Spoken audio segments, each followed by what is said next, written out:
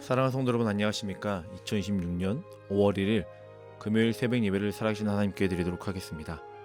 다 함께 찬송가 276장 함께 찬양하시겠습니다.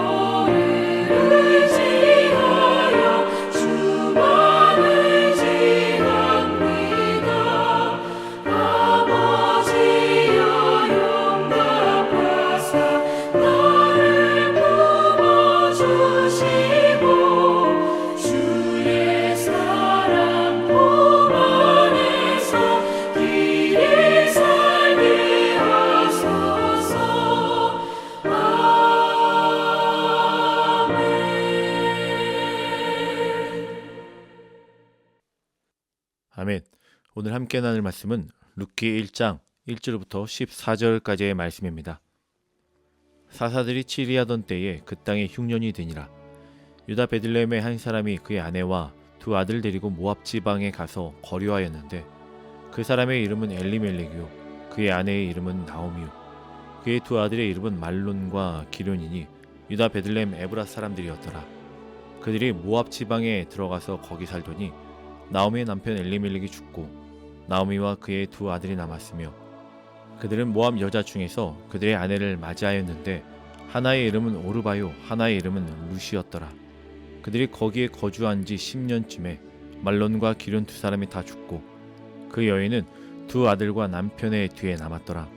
그 여인이 모압 지방에서 여호와께서 자기 백성들을 돌보시사 그들에게 양식을 주셨다함을 듣고 이에 두 며느리와 함께 일어나 모압 지방에서 돌아오려 하여 있던 곳에서 나오고 두 며느리도 그와 함께하여 유다 땅으로 돌아오려고 길을 가다가 나오미가 두 며느리에게 이르되 너희는 각기 너희 어머니의 집으로 돌아가라. 너희가 죽은 자들과 나를 선대하는 것 같이 여호와께서 너희를 선대하시기를 원하며 여호와께서 너희에게 허락하사 각기 남편의 집에서 위로를 받게 하시기를 원하노라 하고 그들에게 입맞춤에 그들이 소리 높이 울며 나오미에게 이르되 아니니이다. 우리가 어머니와 함께 어머니의 백성에게로 돌아가겠나이다 하는지라. 나오미가 이르되 내 딸들아 돌아가라. 너희가 어찌 나와 함께 가려느냐. 내 태중에 너희의 남편 될 아들들이 아직 있느냐. 내 딸들아 되돌아가라. 나는 늙었으니 남편을 두지 못할지라. 가령 내가 소망이 있다고 말하든지 오늘 밤에 남편을 두어 아들들을 낳는다 하더라도 너희가 어찌 그들이 자라기를 기다리겠으며 어찌 남편 없이 지내겠다고 결심하겠느냐. 내 딸들아 그렇지 아니하니라. 여호와의 손이 나를 치셨으므로 나는 너희로 말미암아 더욱 마음이 아프도다 하매 그들이 소리 높여 다시 울더니 오르바는 그의 시어머니에게 입 맞추되 룻은 그를 붙쫓았더라. 아멘. 사랑하는 성도 여러분, 오늘부터 5월의 시작입니다. 오늘부터 함께 나눌 말씀은 룻기입니다. 룻기는 사사시대의 어두운 시대 속에서 하나님께서 한 이방 여인 룻을 통해 다윗 왕조를 준비시키시고 결국 예수 그리스도의 계보를 이어가는 구속사의 책입니다. 나오미의 가정이 흉년으로 모압을 가는 일과 남편과 두 아들의 죽음, 나오미가 베들레헴으로 돌아갈 때 룻이 함께 돌아가는 일, 룻이 보아스를 만나 은혜를 입는 일, 다윗의 조상이 태어나는 등 결국 룻기는요, 사랑의 이야기 아니라 하나님의 구원의 역사 속에 일어나는 일들에 대해서 우리에게 설명하고 있는 구속사의 책입니다. 룻기를 통하여 하나님의 구속의 역사 이야기가 어떻게 흘러가고 있는지 함께 말씀을 나누는 귀한 시간 되길 간절히 소망합니다. 우리는 인생을 살다 보면 흉년을 만납니다. 경제적인 흉년이 있고 관계의 흉년을 맞이할 때도 있으며 마음의 흉년이 찾아올 때도 있습니다. 열심히 살았음에도 불구하고 갑자기 길이 막히고 예상하지 못한 고난이 찾아올 때 우리는 이것을 흉년이라고 이야기하며 우리 마음의 좌절과 낭망을 맛볼 때도 있습니다. 그런데 중요한 것은 흉년 자체가 아닙니다. 흉년이 왔을 때 우리는 어떤 선택을 하고 그 다음 스텝을 밟을 것인가에 대해서 고민해야 됩니다. 어디로 갈 것인가? 지금 이 순간 무엇을 붙잡을 것인가? 나는 과연 떠날 것인가? 아니면 붙어 있을 것인가? 오늘 본문 룻기 1장 1절부터 14절은 한 가정이 흉년을 만나는 이야기로 시작을 합니다. 흉년을 만나고 경험하였다 모든 것을 잃고 돌아오는 이야기, 그리고 그 돌아오는 길에서 두 며느리의 인생이 갈라지는 이야기. 근데 이 두 며느리의 인생은 한 사람은 떠나가고 한 사람은 붙드는 이야기. 오늘 이 말씀을 통해 우리에게 주시는 교훈을 깨닫는 귀한 시간 되길 간절히 소망합니다. 1절과 2절 말씀입니다. 사사들이 치리하던 때에 그 땅에 흉년이 드니라. 유다 베들레헴에 한 사람이 그의 아내와 두 아들을 데리고 모압 지방에 가서 거류하였는데, 사사들이 치리하던 때에 그 땅에 흉년이 듭니다. 이스라엘은 하나님의 백성의 땅이에요. 근데 그 땅에 흉년이 들었다는 이야기입니다. 특별히 엘리멜렉의 가정이 있던 곳은요, 떡집이라는 뜻을 가지고 있는 베들레헴입니다.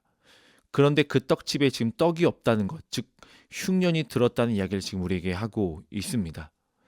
하나님이 택하신 백성들이 있는 곳, 하나님의 축복이 차고 넘쳐야 하는 그곳에 있어야 할 것이 없는 흉년을 지금 경험하고 있어요. 그들은 매 순간마다 하나님께 제사하였고 하나님께 마음을 쏟았다고 이야기하고 있는 그곳에 믿음이라는 것을 가지고 하나님께 나아가고 살아가고 있는 그 백성들의 집에 있어야 할 그것, 떡집에 떡이 없다는 그 사실, 흉년이 그곳에 들었다는 것에 대해서 우리에게 말씀을 시작하고 있습니다. 이것이 우리의 인생에도 일어나기도 해요. 기도하였는데 길이 막힐 때도 있습니다. 믿음으로 사는데 갑자기 어려움을 경험할 때도 있습니다. 교회를 열심히 섬기는데 마음이 무너질 때도 있습니다. 그렇다면 우리는 그곳에서 질문을 하죠. 하나님 어디 계십니까? 하나님 왜 저에게 이런 일이 일어납니까? 이런 어려움, 이런 흉년을 만날 때에 성경은 우리에게 분명히 이야기하지요.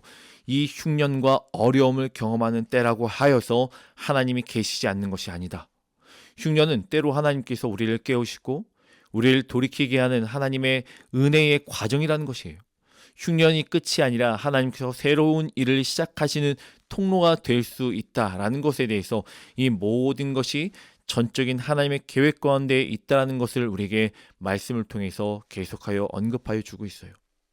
우리는 이러한 좌절과 낭만과 어쩌면 흉년을 만났을 때 우리의 생각으로는 그것을 피하는 것이 가장 최선이라고 생각을 할 수도 있습니다. 오늘 본문의 말씀에 나왔던 이 엘리멜렉의 가족은 그 흉년을 만났을 때 그들은 모압 땅으로 피했습니다. 왜 갔어요? 먹고 살기 위해서 갔습니다. 이 선택은 너무나 현실적이고 합리적인 선택일 수도 있어요. 그런데 결과가 어때요? 3절의 말씀에는 남편 엘리멜렉이 죽습니다. 5절에도요. 두 아들이 죽습니다. 결국 나오미는 남편도 잃고 자식도 잃었습니다. 여러분, 모압, 이들이 피했던 모압은 어떤 곳입니까? 모압은 오늘날 기준으로 하면 요르단 동쪽 사해 건너편 지역이에요. 지리적으로는 가깝지만 영적으로는 이스라엘과 긴장 관계에 있던 이방 민족의 땅이에요. 그들은 여호와가 아니라 그모스라는 신을 섬기는 이스라엘을 적대하면서 유혹하였던 역사가 있는 곳이 바로 모압이라는 땅입니다. 즉 모압은 단순히 왜곡이 아니라 신앙의 위험이 있는 환경이에요. 겉으로 보면 이해가 된다고 그랬죠. 흉년이 들었고 먹고 살기 위해서 이주하는 것이 당연할 수 있지만 성경은 영적인 관점에서 이야기하는 것은 약속의 땅을 떠난 그들에 대해서 이야기를 나누고 있는 거예요. 흉년조차도 단순한 자연현상이 아니라 하나님과의 관계 속에서 이해해야 될 사건임에도 불구하고 하나님께 묻거나 또한 기다리기보다 환경에 따라 이동하였던 것입니다. 문제가 무엇입니까? 하나님보다 환경을 먼저 선택하여서 나갔다는 거예요. 환경이 아니라 모든 기준이 하나님이 돼야 됨에도 불구하고 그는 기다리거나 하나님께 묻거나 하나님의 방법을 간구하지 않았습니다. 결국 말씀에 나왔듯이 모든 걸 잃었어요. 처음엔 살기 위해 떠났지만 떠난 곳에서 모든 것을 잃었던 것이 그들에게 닥친 현실이었습니다. 사람이 어려움을 만나면 본능적으로 모압을 가고 싶어 합니다.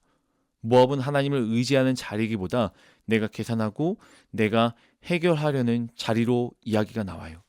기도하기보다는 인간적인 방법을 먼저 찾고 말씀을 붙들기보다 세상의 길을 선택하고 믿음보다 안전을 우선시하는 것. 그런데 하나님을 떠난 선택은 문제를 해결하는 것 같지만 오히려 더 깊은 상실로 이어진다는 사실에 대해서 말씀을 통해 우리에게 전하여 주고 있어요. 여러분, 그러나 룻기의 은혜는 여기에 있습니다. 우리가 실패한 선택을 했어도 하나님은 우리를 버리시지 않았다는 거예요. 하나님은 우리를 포기하지 아니하시고 하나님은 그 자리에 서서 우리를 기다리시며 그의 가정을 다시 세우셨습니다. 나오미의 가정이 무너졌지만 하나님은 그 무너진 자리에서 새로운 역사를 준비하고 계셨음을 말씀을 통하여 이야기를 하고 있습니다. 6절의 말씀에 굉장히 중요한 전환점이 나와요. 그 여인이 모압 지방에서 여호와께서 자기 백성을 돌보시사 그들에게 양식을 주셨담을 듣고 이에 두 며느리와 함께 일어나 모압 지방에서 돌아오려 하여. 여호와께서 자기 백성을 돌보사 양식을 주셨담을 듣고 나오미가 듣고 결심합니다. 돌아가자. 이제 돌아가자라고 이야기합니다. 여러분, 신앙은요 결국은 돌아가는 거예요. 넘어졌으면 다시 일어서서 돌아가고 길을 잃었으면 나의 시선을 하나님께 맡겨드리며 다시 그 길로 돌아가는 거예요. 그런데 돌아가려고 하는 이 길에서 나오미는 며느리들에게 이야기를 하죠. 너희는 너희 어머니 집으로 가라. 나는 너에게 줄 것이 없다. 나오미의 말은 굉장히 현실적이에요. 자기 인생이 너무 비참하다고 생각하였기 때문에 나를 따라오지 말고 너희들 스스로 너희의 길을 가라 라고 이야기를 하고 있습니다. 그리고 14절의 말씀에 결정적인 장면이 나옵니다. 그들이 소리를 높여 다시 울더니 오르바는 그의 시어머니에게 입맞추되 룻은 그를 붙쫓았더라. 여기서 인생이 달라져요. 오르바는 나오미를 떠납니다. 오르바가 악한 사람입니까? 아니요, 그렇지 않아요. 오르바는 어머니의 말씀을 듣고 가장 현실적인 정상적인 선택을 했습니다. 젊은 여인이 미래가 없는 시어머니를 따라가는 것이 얼마나 힘들고 어려운 것인가에 대해서 그는 깨닫고 그는 그 가능성을 보고 이제는 어머니 곁을 울면서 떠나요. 그러나 룻은 붙잡습니다. 룻은 이 가능성을 보는 것이 아니라 지금 나오미를 붙잡아요. 가능성이 아니라 사람을 붙잡습니다. 더 정확히 말하면 룻은 시어머니를 통해 이스라엘의 하나님을 붙들길 원하고 또한 그 자리로 다시 돌아갑니다. 룻은 계산해보면 손해요. 앞길이 불투명합니다. 그럼에도 불구하고 룻은 떠나지 않습니다. 사랑하는 성도 여러분, 믿음은 언제 드러납니까? 형편이 좋을 때 드러나지 않아요. 상황이 풀릴 때가 아닙니다. 오히려 아무것도 남지 않았을 때, 가장 어려운 순간에, 가장 어려운 선택을 해야 되는 그 순간 내가 무엇을 위해 사는가, 내가 지금 어디에 서 있는가, 내가 무엇을 바라보는가, 믿음이 진짜인지 가짜인지 드러나는 선택을 하게 될 것입니다. 오르바는 입맞추고 떠났습니다. 룻은 울면서 붙들었습니다. 오늘 우리에게 하나님 물으시는 질문이 이거예요. 너희는 떠날 것이냐 붙들 것이냐. 사람은 떠나도 환경은 무너져도 하나님을 붙드는 자는 결국 은혜의 길로 들어가게 됩니다. 룻이 붙었을 때 하나님은 이미 보아스를 준비시키셨고 다윗의 길을 준비하셨으며 결국 예수 그리스도의 계보를 준비하셨습니다. 물론 룻은 몰랐습니다. 그러나 하나님은 준비하고 계셨어요. 룻기 1장은 상실의 이야기로 시작합니다. 흉년이 찾아오고 떠나갔다가 모든 것을 잃고 울며 돌아오는 사건. 그러나 하나님은 그 자리에서 구원의 역사를 시작하십니다. 오늘의 본문은 우리에게 이야기를 하는 것은 흉년이 와도, 어려움과 힘듦과 실패가 와도 하나님은 그 자리에서 여전히 역사하시고 일하시며 우리를 바라보신다. 하나님은 살아계신다라는 것. 실패한 선택이 있어도 하나님은 여전히 우리를 향하여 그의 사랑을 비추시며 계획 가운데 우리를 이끌어가고 계신다는 그 사실에 대해서 우리에게 말씀하여 주고 있다는 것입니다. 사랑하는 성도 여러분, 때로는 흉년을 만나서 마음이 무너지고 힘들고 어려움 가운데 있을 수도 있습니다. 때로는 앞이 보이지 않고 막막할 때도 있습니다. 그럼에도 불구하고 절대 잊지 않아야 할 것은 하나님은 여전히 일하고 계신다.